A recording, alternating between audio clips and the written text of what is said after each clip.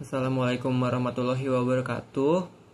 Di video kali ini kami akan mempresentasikan hasil kerja kelompok kami, yaitu mereview jurnal internasional dengan model matematis yang berjudul Student Learning Time Analysis During COVID-19 Using Linear Programming Simplex Method. Adapun anggota kelompok kami yaitu saya sendiri, Bagas Dirgantara. Selanjutnya ada Lutfi, ada Nurul, ada Fahri, ada Taufik, ada Ferry, dan ada Rakan. Baik, terima kasih sebelumnya. Dengan saya Ferry Ferdiansyah. Pandemi COVID-19 menyebabkan perubahan drastis di berbagai sektor, termasuk pendidikan. Proses belajar mengajar yang semulanya tahap muka harus berubah menjadi daring. Namun, tidak semua siswa memiliki akses terhadap teknologi koneksi internet yang memadai, sehingga mahasiswa harus belajar secara mandiri tanpa berdampingan dengan guru. Hal ini menyebabkan untuk menganalisa waktu belajar siswa dan tanpa infrastruktur baik secara daring maupun luring. Baik, terima kasih sebelumnya. Saya Muhammad Farid Prasetyawan. Di sini saya akan melanjutkan materi latar belakang. Nah, studi ini dilakukan di salah satu sekolah di India, yaitu di sekolah Maharashtra, untuk mengevaluasi bagaimana kebiasaan belajar siswa berubah selama penutupan sekolah akibat COVID-19. Nah, adapun tujuan yang melatar belakangi penelitian ini yaitu yang pertama ada karakteristik pribadi seperti status sosial dan ekonomi keluarga. Yang kedua itu ada waktu belajar siswa selama COVID-19 dengan instruktur dan tanpa instruktur, serta ketersediaan infrastruktur.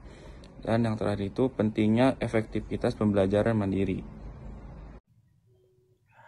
Perkenalkan, nama saya adalah Rakan Seli Putra. Di sini saya akan menjelaskan tentang pengumpulan data. Hasil sampel yang valid yaitu sekitar 859 responden dari kalangan mahasiswa teknik di India dengan fokus diantaranya sebagai berikut. Yang pertama adalah demografi individu, termasuk status sosial ekonomi, waktu belajar dengan instruktur dan tanpa instruktur, offline dan offline, dan efektivitas pembelajaran. Adapun kendala constraints pada penelitian ini yaitu waktu belajar di bawah 4 jam, 4 hingga 7 jam, dan di atas 7 jam. Baik itu selama COVID, sebelum COVID, luring, daring, dengan jumlah siswa yang bervariasi. Adapun hasil pengolahan data yang ditampilkan sebagai berikut. Waktu belajar online dengan instruktur selama COVID-19 diketahui bahwa yang kurang dari 4 jam adalah 214 siswa. 4 hingga 7 jam yaitu ada 589 siswa. Di bawah 7 jam yaitu adalah 55 siswa. Waktu belajar online tanpa instruktur selama COVID-19 yaitu kurang dari 4 jam 616 siswa. 4 hingga 7 jam yaitu 209 siswa. Di atas 7 jam yaitu adalah 33 siswa. Baik, terima kasih sebelumnya. Saya Taufik Hidayat. Di sini saya akan menjelaskan tentang pengolahan data. Untuk melakukan pengolahan data dengan metode simplex ini, langkah awalnya adalah membuat model matematik dengan program linear. Ada 3 langkah utama, yaitu yang pertama, kita perlu menentukan variabel permasalahan yang akan kita optimalkan. Kemudian kita akan membuat fungsi tujuan, dan terakhir kita juga perlu menentukan kendala dan batasan yang ada. Sebagai bagian dari metode simplex, kita juga akan menggunakan variabel slack sebagai kendala. Variabel slack ini berfungsi untuk mengubah pertidaksamaan dengan dalam kendala menjadi persamaan, sehingga memudahkan kita dalam proses perhitungan dan optimal. Dan ini adalah representasi umum dari fungsi tujuan kita. Z sama dengan C1x1 tambah C2x2 tambah C3x3 dan seterusnya tambah Cnxn. Di sini Z adalah nilai yang ingin kita optimalkan.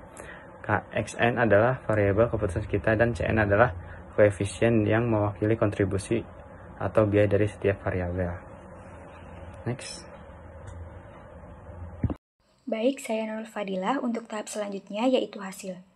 Sebelum situasi COVID, diasumsikan bahwa seorang siswa menghabiskan waktu belajarnya sekitar 3 jam dengan instruktur dan 5 jam tanpa instruktur. Adapun variabel keputusannya yaitu X1 waktu belajar dengan instruktur dan X2 waktu belajar tanpa instruktur.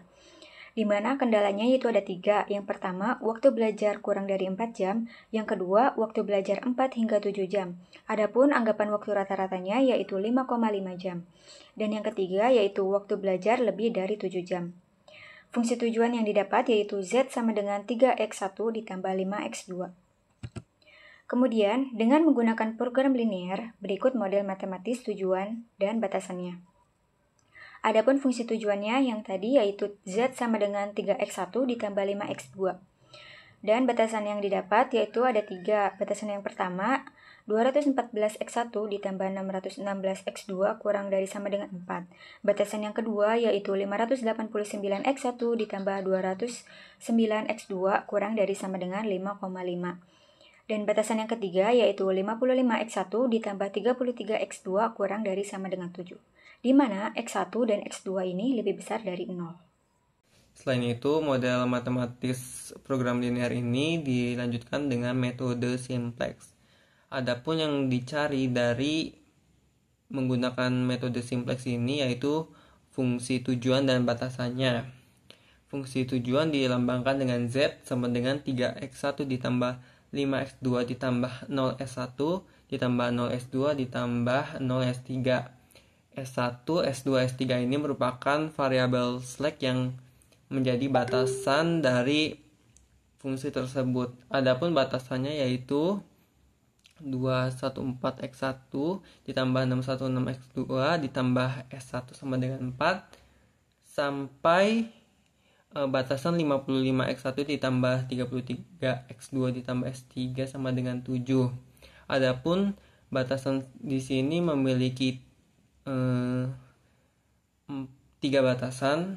Yang pertama diisi dengan slack 1, yang kedua diisi dengan slack 2, dan yang ketiga diisi dengan slack 3. Adapun batasan yang terakhir merupakan batasan yang dimana fungsi tersebut harus memiliki nilai lebih dari 0.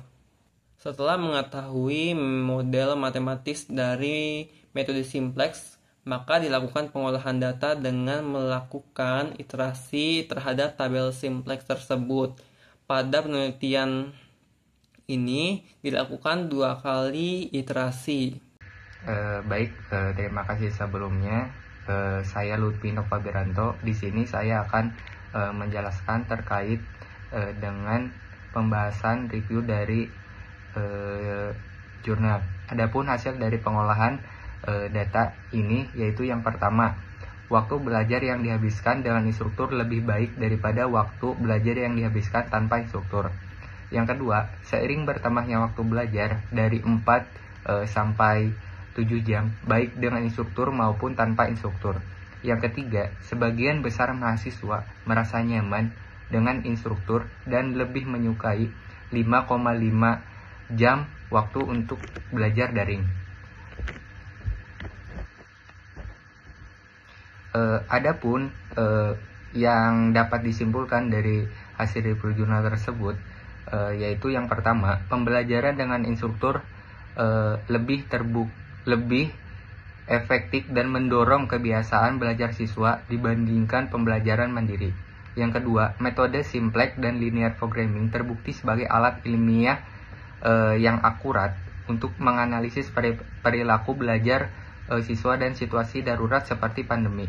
Yang ketiga, temuan ini dapat membantu institusi pendidikan dalam merancang strategi pembelajaran yang lebih adaptif dan siap menghadapi gangguan sistemik di masa yang akan datang.